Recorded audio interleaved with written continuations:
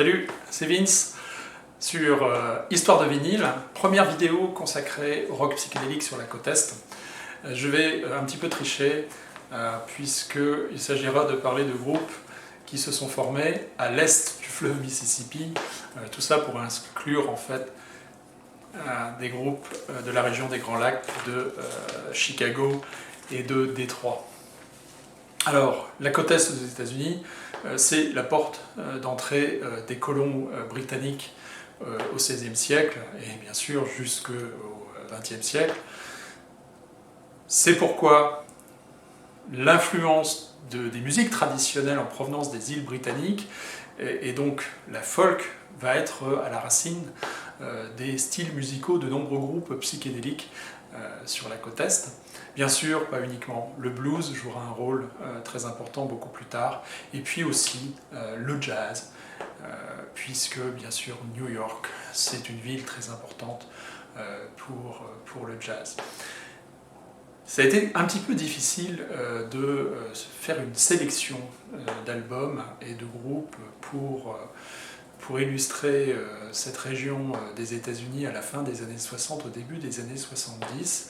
Alors ce que j'ai choisi de faire, c'est dans un premier temps de vous présenter des groupes qui seraient représentatifs de plusieurs styles musicaux, qui ne sont pas forcément classés dans l'ordre de mes préférences.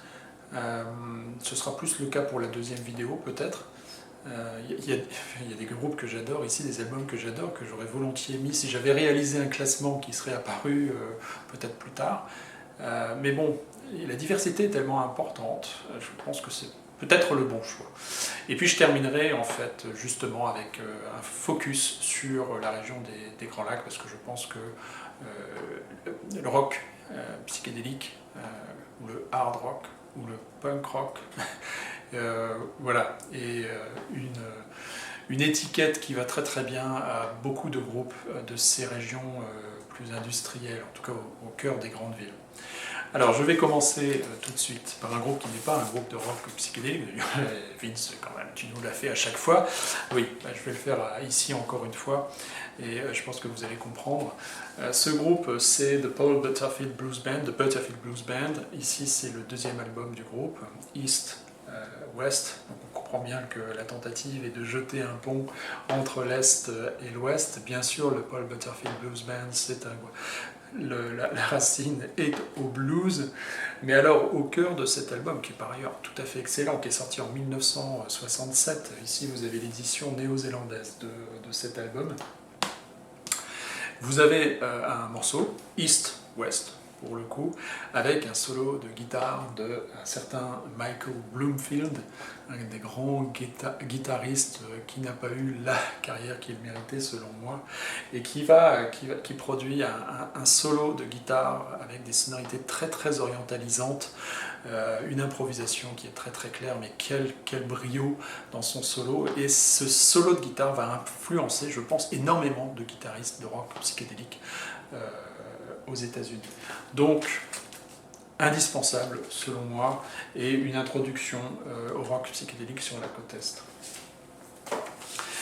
Un autre groupe qui va être important, parce que plusieurs de ces musiciens seront très importants, dont un certain monsieur Al Kooper. Le groupe en question, c'est The Blues Project. Bien sûr, là, cette fois-ci, la racine est au blues. Au sein du groupe, je l'ai déjà évoqué, vous avez Roy Blumenfeld et Andrew Kohlberg qui auront fondé sur la côte ouest le groupe Sea Train que j'ai évoqué.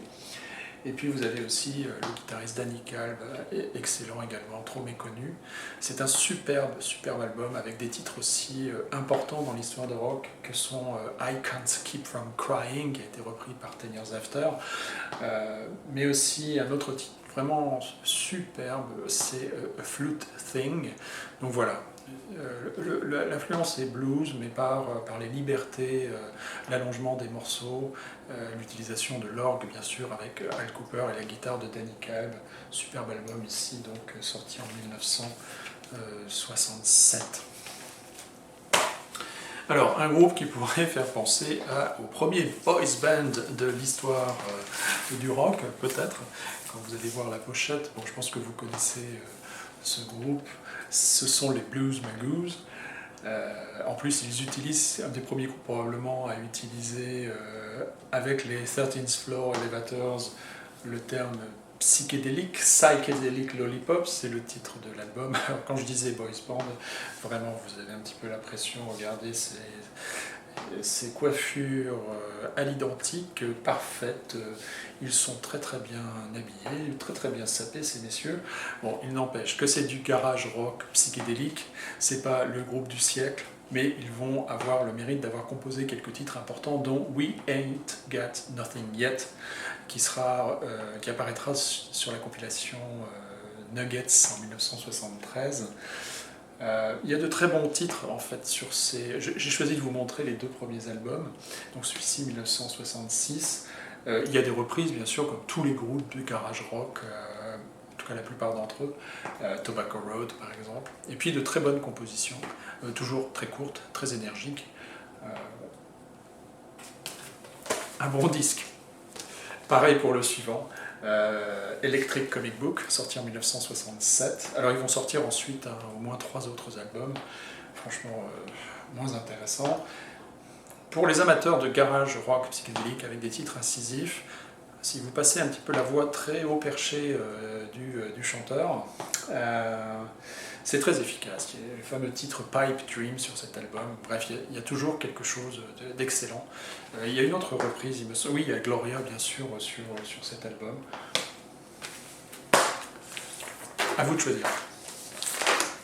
Mais j'aime beaucoup.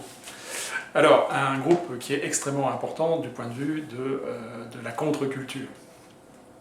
New York, c'est le cœur de la Beat Generation, avec William Burroughs, avec Alec Ginsberg, et puis aussi bien sûr avec Jack Kerouac, qui racontera son épopée avec Neal Cassady, qui est le Dean Moriarty Sur la route, si vous avez lu le texte de Jack Kerouac. Neal Cassady que nous retrouverons avec Ken Kesey dans l'épopée des Merry Pranksters, qui sont les ardents zélateurs. C'est ce fameux bus, à bord d'un bus, ils vont traverser les États-Unis de façon très prosélyte, en recommandant l'utilisation des drogues hallucinogènes, entre autres. Il existe un documentaire, bon, je vous invite, Ken Kesey, il a écrit bien sûr Vol de Cid à Nid de Coucou. Alors quel est ce groupe dont les racines sont très littéraires, très intellectuelles? Ce sont les Fugs. Donc pareil, très lié à la Beat Generation, bien sûr, contre-culture. Le groupe est fondé par un certain Ed Sanders, mais il n'est pas tout seul. Il y a aussi Tully Kupferberg aussi, qui sont deux poètes.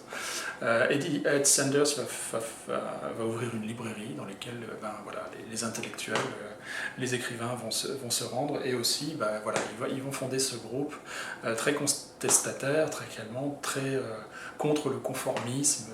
Sur la côte Est, l'influence du protestantisme est très très forte. Il ne faut pas oublier que c'était la porte d'entrée des colons britanniques.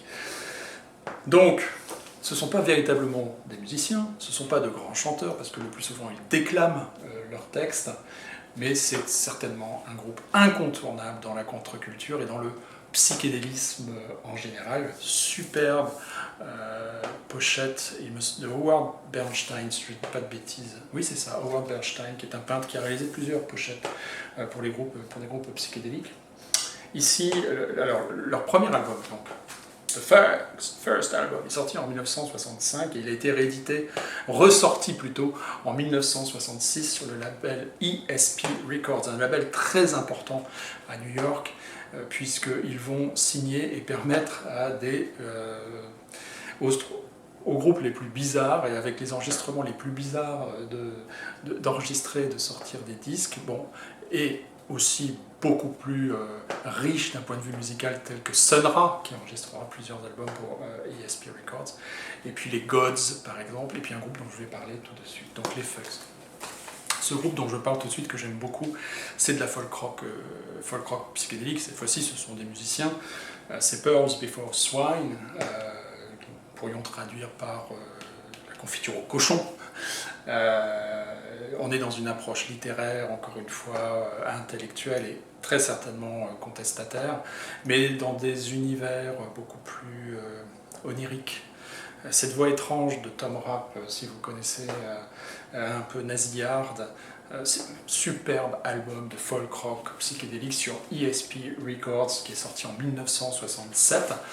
Le groupe va sortir plusieurs albums, j'y reviendrai parce que celui-ci n'est pas mon préféré. Il y a un petit insert dans le passage original, super bien sûr la production de ce tableau de Jérôme Bosch. Voilà, je conseille vivement les Pearls Before Swine, 1967. Un autre groupe, beaucoup plus méconnu. Je parlais tout à l'heure du pont jeté entre l'Est et l'Ouest. Ben, eux, eh bien, ils ont établi ce pont puisqu'ils sont très nettement influencés, certes par Bob Dylan, mais aussi par les Byrds dans les sonorités, mais ils réalisent un album qui est bien à eux. Tous les titres sont composés par les membres du groupe. Ce groupe, c'est Auto Salvage. Alors vous allez me dire, oh là, une pochette comme ça fait très hippie, très beatnik, ça sent le truc commercial. Ils vont réaliser qu'un seul album, celui-ci en 1967, et c'est une merveille de folk, rock, psychédélique, dans un style très différent des Pearls Before Swine. C'est plein d'énergie, les mélodies, les harmonies vocales, la guitare, très Roger McGuinn d'ailleurs, mais c'est superbe, méconnu. Allez écouter cet album des Auto Salvage 1967. Alors un groupe qui lui est beaucoup plus connu parce qu'ils ont eu du succès déjà et parce que certains des membres du groupe vont avoir un succès international très très important. Ce groupe c'est The Vanilla Fudge bien sûr, qui eux, leur spécialité c'est clairement de passer à la moulinette psychédélique par l'utilisation de l'orgue, par l'utilisation de sonorités avec la guitare et une rythmique imparable, j'y reviendrai. Sur ce premier album, ici c'est l'édition française de 1967, effectivement la pochette originale US est beaucoup plus jolie que celle-ci. Ils reprennent donc des titres des Beatles, ils reprennent aussi You Keep Me Hanging On, qui aura un grand succès en fait dans leur reprise, qui va les propulser. Ils vont enregistrer plusieurs albums. Et au sein de ce groupe, il y a Carmine Appice et Tim Bogert qui vont fonder Cactus, pour ceux qui connaissent, groupe de hard rock, à la fin des années 60, début des 70. Et puis bien sûr, ils vont, avec Jeff Beck, former le trio Beck, Bogert et Appice. Ça se passe de commentaires. Sur la côte Est, il y a New York, et puis il y a aussi Boston. Et à Boston, il y a ce qui a été appelé le Boston Sound, c'est-à-dire que tentative de nous convaincre qu'il y avait un son à Boston, c'est-à-dire que le rock psychédélique avait sa sonorité un petit peu comme le San Francisco Sound. En fait, c'est un montage commercial complet, puisque Boston, c'est aussi la ville du label MGM Records, et donc c'est un des producteurs de MGM qui va lancer cette campagne commerciale qui doit faire écho, ou en tout cas faire le pendant sur la côte est du San Francisco Sound, vous l'avez compris. Alors il y a de nombreux groupes, montés certains de toutes pièces, plus ou moins intéressants. Un des groupes phares, c'est Ultimate Spinac, que je n'aime pas beaucoup, que je n'ai pas dans la discothèque en vinyle, que j'ai en CD. C'est pourquoi j'ai préféré de vous présenter le Boston Sound par un de ses représentants qui, pour le coup, avec un album qui est beaucoup plus intéressant, selon moi, que le premier album, par exemple, d'Ultimate Spinac, qui est pourtant leur moins mauvais, c'est The Beacon Street Union, selon moi, encore une fois. Oula. Tout ça, c'est très subjectif. Premier album, il est sorti en 68, je crois, le premier album de Beacon Street Union. Ils sortiront un deuxième album qui est moins intéressant. Celui-là, il est vraiment très très bien. Superbe album de Beacon Street Union, magnifique rock psychédélique. La pochette est absolument superbe, à découvrir absolument, si vous me connaissez déjà, bien entendu, je me répète, toujours la même chose. J'y reviendrai avec des groupes encore plus intéressants du Boston, ou dit du Boston Sound. Boston Sound, ça s'écrit Boston comme la ville, et puis aussi Boss Town, comme la ville du boss, quoi, la ville du chef. Bref, vous irez voir si vous êtes intéressé par cette histoire. Et puis donc j'ai choisi de terminer cette vidéo, cette première partie. Encore une fois, il n'est pas ici question de classement, mais plus d'une introduction à cette musique de la côte est Mississippi. Et là, je vais vous parler de groupes de la région des Grands Lacs, des villes industrielles, effectivement, du Michigan en particulier, et puis un des groupes qui est incontournable, et de toute façon les groupes dont je vais vous parler là sont tout à fait incontournables, bien sûr, c'est le MC5 et son premier album, Kick Out the Jams, qui est sorti en 1969, c'est un live, c'est un des plus grands lives de l'histoire du rock. Ils n'ont pas enregistré d'album studio avant. Sur Elektra Records, ici c'est une réédition française du début des années 70, je ne saurais dire exactement l'année, superbe pochette. Alors, ils sont très très engagés politiquement, hein. Rob Tyner, le chanteur en particulier, Wayne Kramer, Fred Sonic Smith, qui sera le compagnon futur de Patti Smith. Eux, ils sont associés à un mouvement politique qui est le White Panther Party, un petit peu en écho au Black Panther Party. C'est un groupe d'extrême, enfin d'un point de vue politique, ils sont très nettement à l'extrême gauche et ils appellent à la révolution. Il suffit d'écouter les premières paroles de Rob Tyner sur Rambling Rose, où clairement il invite les gens à se bouger le cul, quoi, parce que voilà, soit vous êtes la solution, soit vous êtes le problème, il faut choisir. Alors, je vous fais la traduction rapide. Bien sûr, qui n'a pas écouté cet album du MC5, je ne vais pas le commenter, tout est impeccable, une énergie, une force, puis voilà, en concert, c'est là que le groupe s'exprime. Malheureusement, Rob Tyner quitte le groupe en 1972. Wayne Kramer a annoncé un album, là, qui devrait sortir en 2024. Bien sûr, alors, Wayne Kramer est mort à 46 ans, Fred Sonic Smith est mort aussi à 46 ans, peut-être l'autre année, âge maudit après l'âge 27 peut-être, je ne sais pas. L'autre groupe, bien sûr. Alors, le côté psychédélique quand même, du MC5, il est peut-être dans le morceau sur ce live, c'est Starship par exemple. Alors là, j'ai beaucoup moins de problèmes pour trouver une coloration psychédélique à cet album, bien sûr. Premier album des Stooges, avec cette pochette qui n'est pas sans rappeler bien sûr le premier album, la pochette du premier album des Doors. Pareil sur Elektra Records, ils ont été signés grâce au MC5. Alors les Stooges, la coloration psychédélique, elle est dans le monsieur qui est là, c'est Ron Ashton, le guitariste, clairement, c'est solide guitare. C'est du rock psychédélique, son utilisation de la wah-wah, de la fuzz, de la distorsion, enfin bref, c'était assez magique quand même les morceaux et les solides de Ron Ashton. Pas grand chose à dire non plus concernant les Stooges, tout a été dit. Leur enracinement dans la contre-culture, hein, il suffit d'écouter 1969, cette lassitude de la jeunesse dans ce monde puritain, faussement puritain, enfin bref, vous êtes sur la côte est, hein, le protestantisme, c'est quand même très présent. Ici c'est une réédition, c'est un double album qui propose en fait des enregistrements alternatifs et des versions longues de certains des titres qui sont sortis sur le premier album en 1969. Voilà. Un autre groupe qui n'a pas à rougir du tout, qui va se produire dans la région à Détroit en particulier, très souvent en concert, c'est moins connu que les deux précédents, c'est The Third Power, sur Vanguard Records, qui est un label new-yorkais, je l'avais déjà évoqué.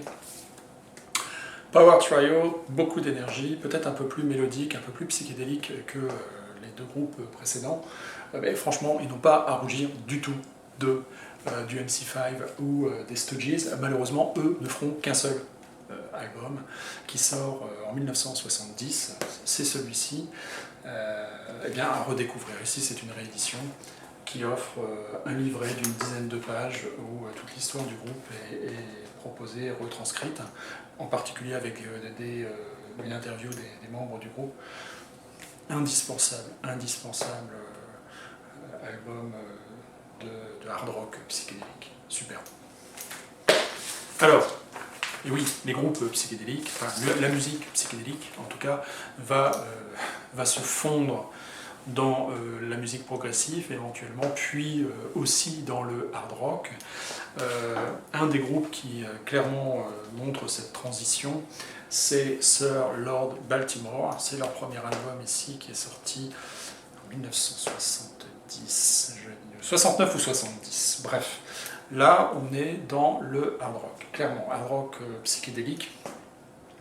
C'est le groupe pour lequel la mention heavy metal, c'est pour la première fois que cette mention est évoquée en 1971. Vous voyez, bien avant les mentions plus tardives dans les années 80. Effectivement, c'est bien lourd, mais c'est parfaitement exécuté. C'est un superbe album. Ils ont fait 2 albums, le Sir Lord Baltimore. Le deuxième est encore plus hard rock que celui-ci, mais il est moins intéressant selon moi. Bref, Sir Lord Baltimore. Ici, je voudrais évoquer un groupe au sein duquel, alors c'est un groupe obscur, ils n'ont fait qu'un seul album, eux pour le coup, en 1971, donc plus tardif encore, où l'influence est plus country, plus blues, superbe album, avec en son sein, j'y reviens, Teddy Speleos. Teddy Speleos, c'est un guitariste flamboyant. Et il a fait partie d'un groupe qui s'appelait Kangaroo, une espèce de pop psychédélique sans grand intérêt. Mais il joue au sein de cet album et alors il donne la pleine mesure de son talent. Teddy Speleos, Holy Moses, le nom de l'album et du groupe. Voilà, on a un chanteur avec une voix bien rock sudiste un petit peu, même s'ils sont effectivement originaires, si je ne dis pas des bêtises, de Ellis Island, non pas de Ellis Island, bon bref, la région de New York en tout cas, ça c'est sûr. La deuxième, bon, il n'y a pratiquement rien acheté. C'est un très très bon album de rock, bien rock psychédélique. La deuxième face, écoutez la deuxième face, il y a 3 morceaux, dont un fameux Bazar's Bound par exemple. Il y a aussi A Cowboy's Dream avec des tambours indiens et des solos de guitare. Je suis enthousiasmé, comme vous voyez. Bref, super. Je termine avec un groupe encore plus sombre, peut-être encore plus méconnu, qui aurait peut-être mérité un épisode d'In Tenebris. Ce groupe, c'est Omnibus, superbe pochette, d'un certain Jeremy Spanfeller. Je ferai une ou 2 vidéos, je pense, sur les illustrations de pochettes, sur les dessinateurs, leur histoire. Magnifique, hein, magnifique pochette réalisée pour le groupe. Hein. Alors là, c'est pareil, donc l'album sort en 1970, donc tardif, hein, en quelque sorte dans le rock psychédélique, mais les harmonies, les mélodies, la voix chaleureuse, très chaude pas chaleureuse mais chaude du chanteur. Tous les morceaux sont tout à fait remarquables, très intéressants. On est dans le rock psychédélique. Il n'y a pas ces grandes envolées de guitare, certainement pas, mais superbe album. Il en existe une réédition chez Wah-Wah Records, que j'ai dans la discothèque, qui est un double album avec un 45 tours, qui est sorti très récemment, en 2021, je ne sais plus, et qui permet justement d'écouter des morceaux qui ne sont jamais sortis, puisqu'ils n'ont réalisé qu'un seul album. Donc Omnibus, voilà. J'ai terminé, encore une fois, c'était pas évident de faire un choix ici, et pour la deuxième partie, ce sera plus dans le sens d'un classement. J'illustrerai de nouveau le Boston Sound, et puis bien entendu nous allons retrouver des groupes que vous entendez déjà, probablement fameux de la côte Est, en tout cas de l'East Mississippi. Allez, Vince, it's me, et cares about you. Salut.